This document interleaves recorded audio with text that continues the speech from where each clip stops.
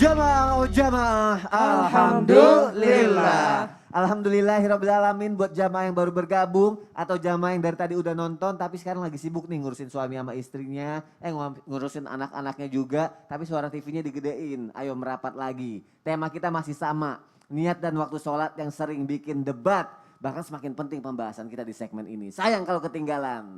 Nah, sebelumnya aku punya tayangan dulu nih yang mau aku kasih lihat ke jamaah yang ada di rumah mengenai pasangan suami istri yang sholat berjamaah di depan anaknya. Kita lihat dulu tayangannya jamaah, silakan.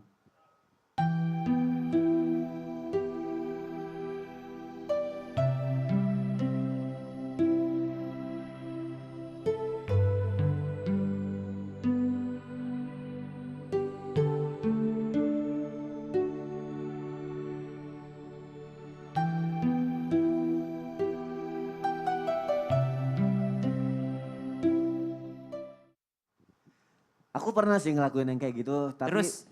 di depan Fas. Kalau Fas kan mungkin karena udah gede ya, jadi dia ngerti gitu. Kalau waktu Ejas umur segitu aku ngelakuin mungkin dia nggak ngerti gitu kan. Nah pas aku ngelakuin ya udah niatnya supaya pengen anaknya ikutan sholat gitu Ustadz Syam. Akhirnya ikutan. Akhirnya ikutan, pasti nanti Ustadz Syam bakalan kayak gitu kalau punya anak kayaknya Amin, insya Allah. amin. Nah tapi ini harus aku tanyain juga nih jamaah sama Ustazah Nada nih. Hukumnya apa? Memperlihatkan sholat kepada pasangan maupun anak nih agar melihat dan mau melaksanakan sholat. Ustazah Nada, Oh, iya. aku mohon penjelasannya, silakan. Baik, bismillah. Ustaz Maulana izin, Masya Allah. Baik, bismillahirrahmanirrahim. Alhamdulillah, wassalatu wassalamu ala rasulillah. Berkaitan dengan gimana nih kalau pasangan susah diajak sholat. Anak juga kayaknya belum ngerti kalau diajak sholat. Sehingga kita punya inisiatif untuk mencoba menunjukkan atau sholat di hadapan mereka. Sebenarnya bagus-bagus aja. Cuma yang harus diperhatikan adalah niatnya lagi. Ini kita bahas tentang niat ya. Karena kalau niatnya itu semata-mata ingin urusan kepada makhluk, yang dikhawatirkan sholatnya tidak ada keikhlasan kepada Allah Subhanahu wa Ta'ala.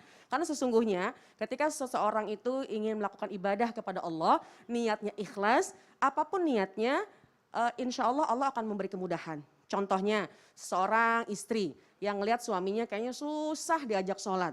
Ini akhirnya sengaja-ngaja sholatnya di teras karena kebetulan suaminya lagi ngopi di teras. Nah ternyata sholatnya jadi nggak khusyuk karena sholatnya di teras misalnya. Atau sengaja-ngaja orang tuanya sholat di depan TV karena anaknya lagi nonton di depan TV. Ini juga jadi sholatnya nggak sempurna. Jadi niatkan pertama kalau kita mau sholat tetap ibadah kepada Allah Subhanahu wa Ta'ala. Sebenarnya sholat di mana aja yang penting dalam keadaan yang suci. Kemudian tadi dengan kita melihat tayangan tadi itu sangat bagus tuh begitu. Jadi suaminya menjadi imam, istrinya menjadi makmum, anaknya meskipun anak yang masih batita atau balita, kemudian ada bersama dengan orang tuanya yang sedang sholat, ini insya Allah akan menjadi athar, ini insya Allah akan menjadi rekaman bagi anak. Jadi jangan kita anggap anak ketika berada di tempat sholat yang meskipun usianya masih di bawah 3 tahun, itu tidak merekam apa yang dilakukan oleh orang tua, insya Allah ini akan membawa dampak besar sekali untuk anak-anaknya. Jadi bagus-bagus aja, bahkan anak kecil kalau misalkan kita mau ke masjid jangan dilarang. Karena untuk membiasakan diri anak-anak kita cinta dengan ibadah kepada Allah Subhanahu wa Ta'ala. Kemudian yang kedua, triknya nih saya mau ngasih ini. Jadi gimana nih kadang-kadang kalau misalkan udah kita contohin, udah kita sholat di hadapan suami, pasangan, istri, anak misalnya tapi tetap aja dicuekin. Jadi saya mau kasih trik yaitu caranya jangan sholat kecuali berjamaah. Jadi jangan sholat di rumah kecuali dengan berjamaah. Misalnya suami, aduh asik dengan handphone. Istrinya udah pegel banget nih, pengen banget aduh suami disuruh sholat. Entar dulu. Atau sebaliknya, suami yang minta istrinya sholat juga entar juga. Atau ibu atau bapak yang nyuruh anaknya nyuruh sholat kayaknya asik dengan handphone. Ya. Lalu apa yang dilakukan?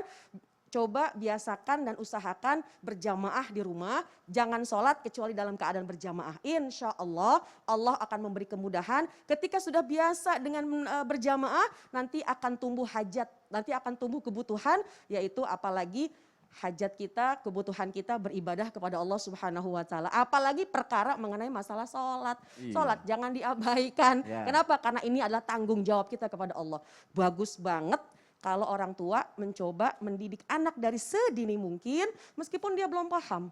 Kita pikir dia nggak ngerti, tapi dengan ada di samping kita ketika kita sholat, insya Allah akan mudah ketika dewasa, ketika kita mengajak mereka sholat. Insya Allah, wallahu a'lam bishawab. Masya Allah, berarti memang ada trik-triknya ya biar orang mau sholat ya. Salah Iya, satunya dengan apalagi- cara ngajak sholat jamaah itu Bener. ya. Apalagi sekarang kan handphone kayaknya lebih asik Iya. handphone daripada sholat misalnya Iya. ya. Mungkin caranya seperti itu. Jadi pokoknya usahakan dalam rumah tangga ada sholat berjamaah. Nggak apa-apa diakhirkan, Iya. asalkan nanti kita niatnya untuk bisa berjamaah bersama keluarga. Baik, habis ada yang bilang katanya nyuruh orang sholat nggak boleh.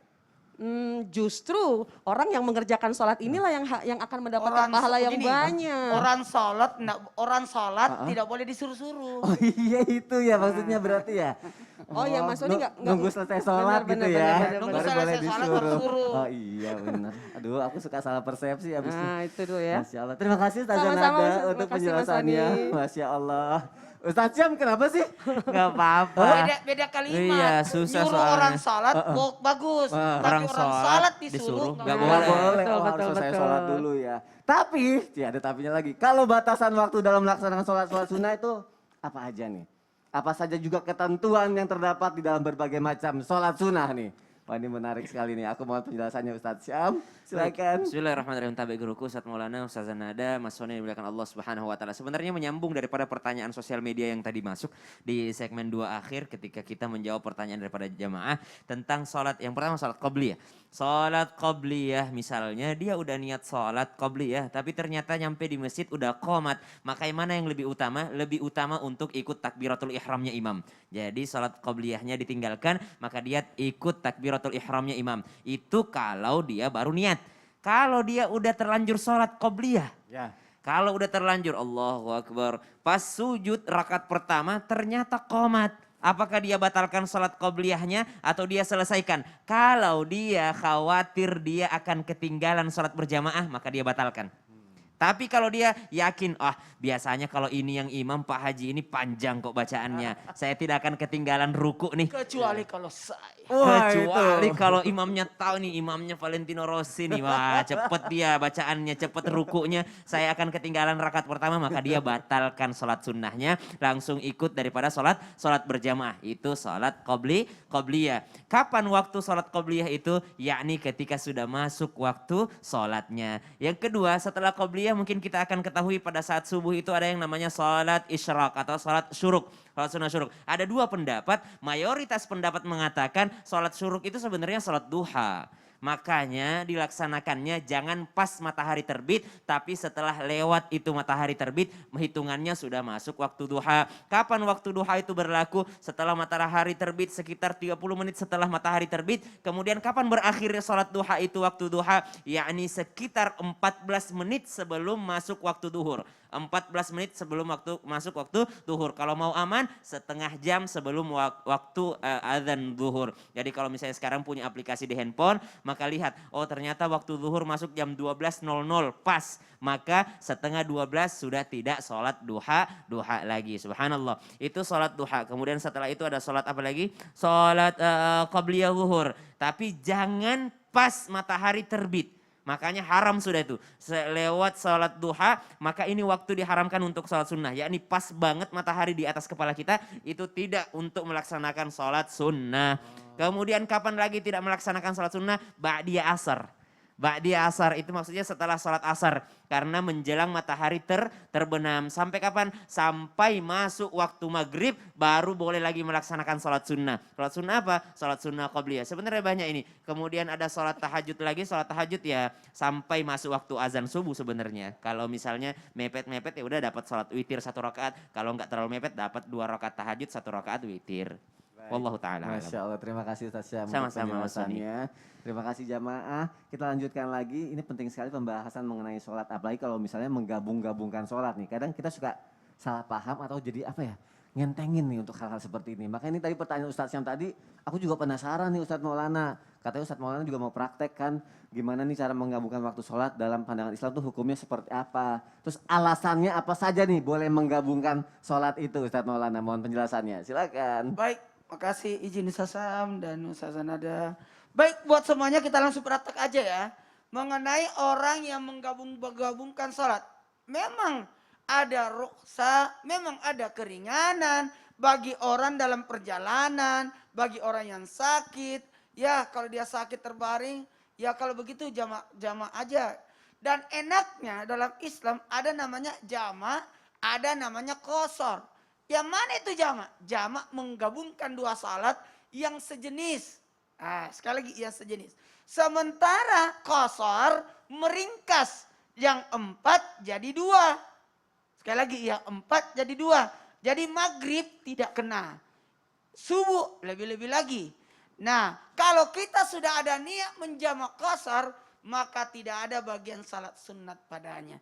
Jadi tidak ada lagi salat sunat qabliyah, ba'diyah. Karena salat yang fardu aja dijamak-jamak. Di kasar-kasar.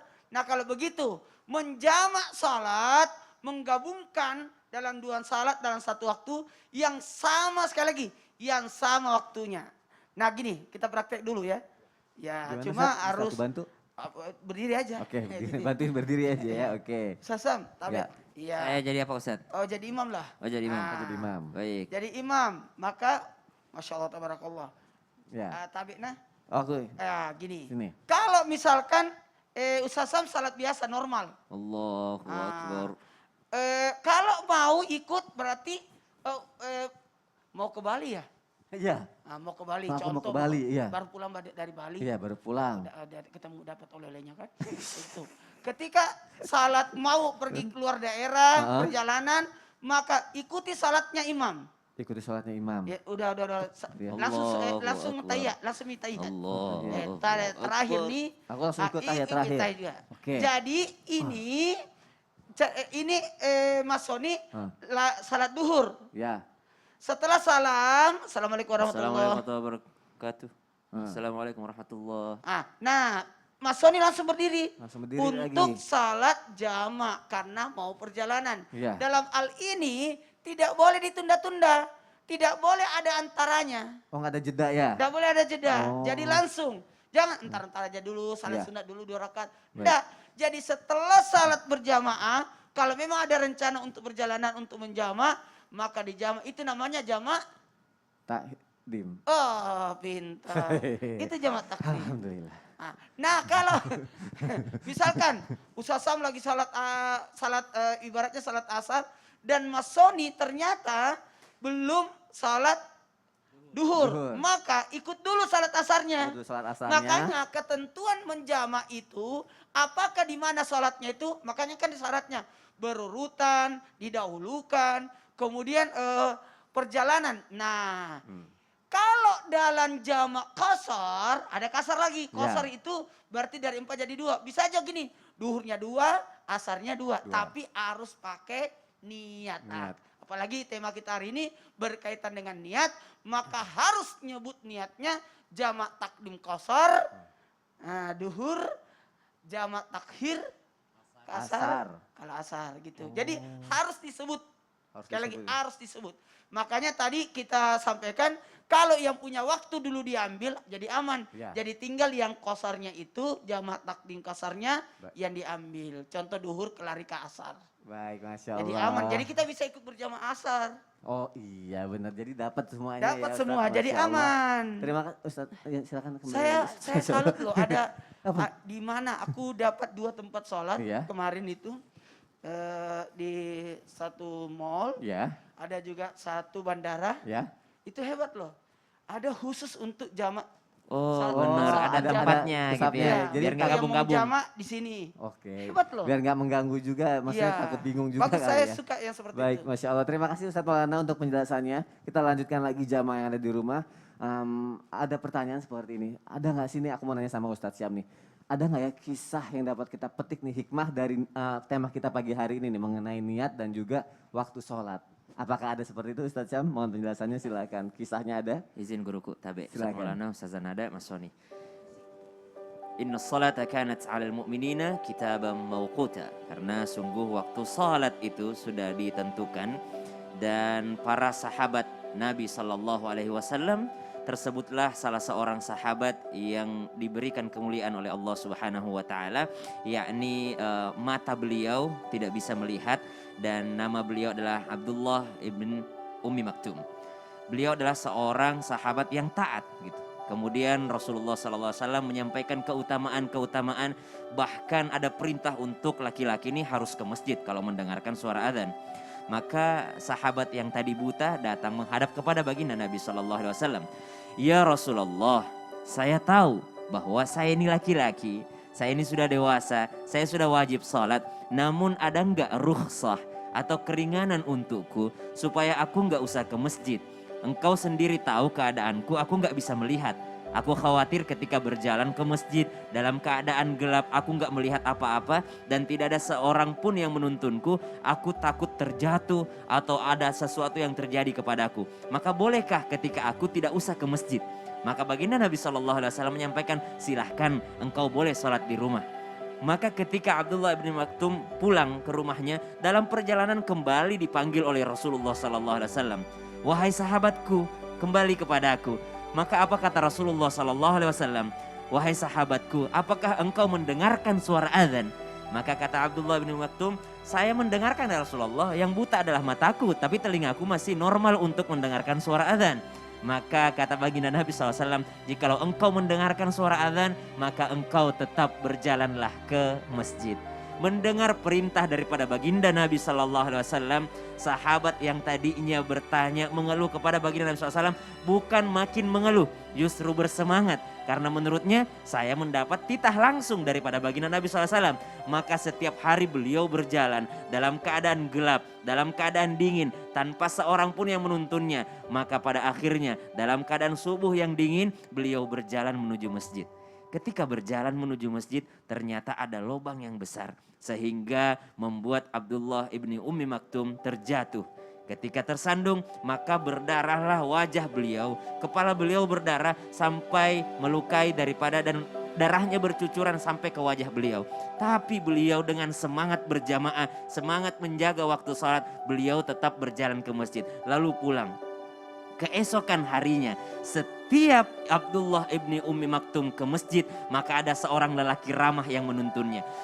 Sahabat, biar aku yang menuntunmu. Sahabat, biar aku yang menuntunmu. Sahabat, biar aku menuntunmu. Karena rasa penasaran daripada sahabat ini mengatakan bahwasanya, siapakah namamu? Mengapa engkau begitu baik kepadaku? Apa yang engkau dapatkan daripada kebaikanmu? Maka berkata orang yang menuntunnya, tidak usah engkau tahu namaku dan tidak usah engkau mendoakanku. Tidak usah engkau mendoakan semoga Allah merahmatiku, semoga Tuhanmu merahmatiku. Karena aku tidak butuh doamu. Ketahuilah bahwa aku adalah iblis. Aku adalah iblis yang menuntunmu. Kata sahabat, untuk apa iblis menuntunku? Saya tahu bahwa ketika engkau terjatuh, Allah mengampuni setengah daripada dosamu. Maka setelah aku tahu Allah mengampuni setengah daripada dosamu, aku tidak akan pernah membiarkan Allah mengampuni dosamu setengahnya lagi. Makanya aku yang menuntunmu ke masjid. Subhanallah. Begitulah orang-orang yang menjaga keutamaan daripada berjamaah, daripada waktu salatnya, sehingga Allah memberikan kemudahan baginya. Wallahu ta'ala a'lam. Masya Allah, jazakallah khair Ustaz Syam. Semoga kisah ini bisa menginspirasi kita semua jamaah yang ada di rumah. Dan jamaah jangan kemana-mana, karena setelah ini kita akan menjawab pertanyaan yang sudah masuk ke media sosial. Islam itu indah. Dan kita juga akan berdoa bersama-sama. Nggak lama kok, tetap di Islam itu indah ya. Jamaah, oh jamaah, alhamdulillah.